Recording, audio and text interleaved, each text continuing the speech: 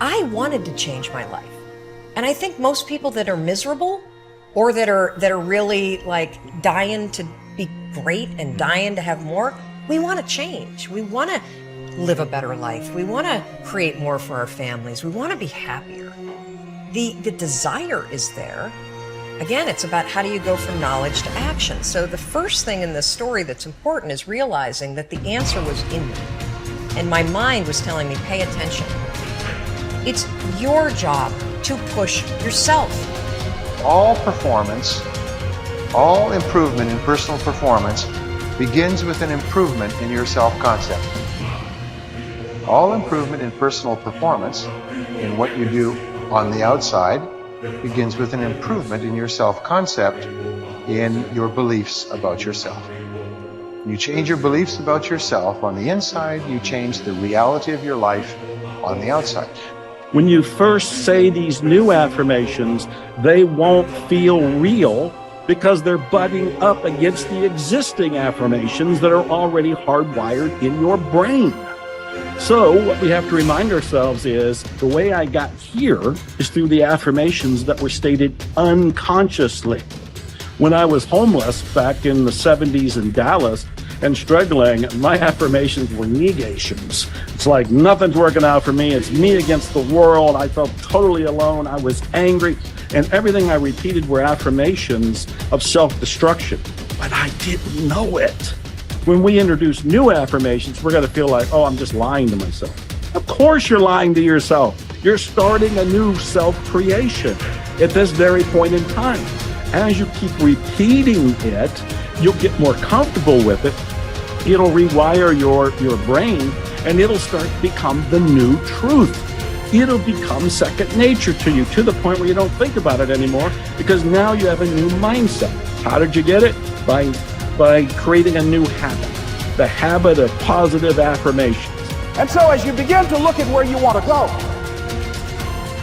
beginning to embrace that, it's possible. I'm blessed and highly favored. I've got a lot going for me. I got some good stuff in me. And it's possible that I can bring my greatness out here in the universe. That I can do what I want to do. It's possible I can write my own book. I can have my own business. I can take the trip and travel around the world. It's possible. I can bounce back from adversity and reinvent my life. It's possible. Regardless of where I am, the things can get better for me. It's possible. Most people try to create a new personal reality as the same personality, and it doesn't work. We literally have to become someone else. In other words, thoughts are the language of the brain, and feelings are the language of the body. And how you think and how you feel creates a state of being. So most people have experiences in their life that brand them emotionally. They feel fear, they feel anger, they feel bitterness, they feel frustration, they feel insecurity. And those emotions then become part of their identity. So once they think certain thoughts that turn on certain circuits in their brain that are equal to their insecurity, and then they feel insecure. The moment they feel insecure, they think more insecure thoughts, which makes more chemicals for them to feel insecure. And the repetition of that cycle over time conditions the body to subconsciously become the mind of insecurity. So then the person says, I am insecure. And whenever you say, I am anything, you're commanding your mind and body towards a destiny. So then most people's biology is, for the most part, their past. And so if you're not being defined by the vision of the future, some new possibility in your life, you're only left with the old circuitry in your brain and the old emotions of the past. So the question then is, can you believe in a future that you can't see or experience with your senses yet, that you've thought about enough times in your mind, that your brain is literally changed to look like the experience has already occurred? Now, the latest research in neuroscience says you can change your brain just by thinking. So then, as you begin to think about a new possibility, and your brain begins to fire in new sequences and new patterns and new combinations, and you begin to plan your behaviors, and you begin to review in your mind, mentally rehearse who you're going to be in your life, The mere action of mental rehearsal begins to install the neurological circuits in your brain. Now your brain is no longer a record of the past. Now it's in fact a map to the future. And if you were then to begin to emotionally embrace your future before it's made manifest, in other words, you're not waiting for your healing to feel wholeness. You're not waiting for your new relationship to feel love. You're not waiting for the mystical moment to feel awe. You're not waiting for your success to feel empowered.